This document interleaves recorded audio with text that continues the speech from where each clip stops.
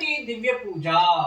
మీ వృత్తి జీవితంలో మీరు అభివృద్ధి చెందాలంటే మీరు ఎటువంటి వృత్తి చేస్తుంటారో దాంట్లోనే మీకు గుర్తింపు లభించాలన్నా, దాంట్లో ప్రమోషన్, ఉన్నత స్థానాలు ప్రాప్తించాలన్నా రేపు ఉదయాన్నే స్నానం చేసే నీళ్లలో గంధము కానీ పసుపు కానీ వేసి ఆ నీళ్లతో స్నానం చేసి తర్వాత నుదుటిలో గంధాన్ని ధరించి ఒక రాగి చెంబులో కాస్త గంధం పౌడర్ వేసి అందులో నీళ్లు పోసి ఆ నీరుని తీసుకెళ్లి ఔదుంబర వృక్షానికి పోసి 5 ప్రదక్షిణ చేయండి. లేదా ఇంట్లోనే ఒక గురు విగ్రహానికి గంధపు నీరుతో అభిషేకం చేసి పసుపు రంగు పుష్పాలతో పూజించి అర్చించండి.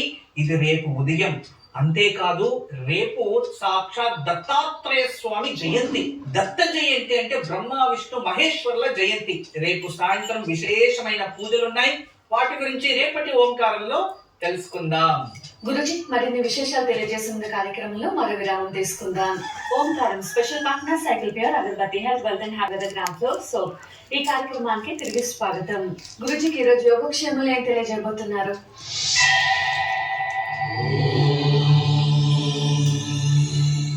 ఈ రోజు సాయంత్రం చతుర్దశి గడియలో బుధవారం మినపిండితో 2 ప్రమిదలు చేసి నెయ్యి పోసి దుర్గాదేవి ముందు వెలిగించి 2 మినుములు చేతిలో పెట్టుకొని మన ఇంట్లో ఎవరికైనా అధికమైన కోపము, అధికమైన ఆవేశము, డిప్రెషన్ ఇటువంటివి ఏదైనా ఉంటే వాళ్ళకి తగ్గాలి అని తెలుసుకొని ఆ వెలిగే ప్రమిదల్లోకి ఆ ఒక మినుముల్ని వేసేస్తే ఖచ్చితంగా వాళ్ళపైన ఉన్న నెగిటివిటీ, కోపం, ద్వేషం అటువంటి స్వభావము తగ్గుతుంది.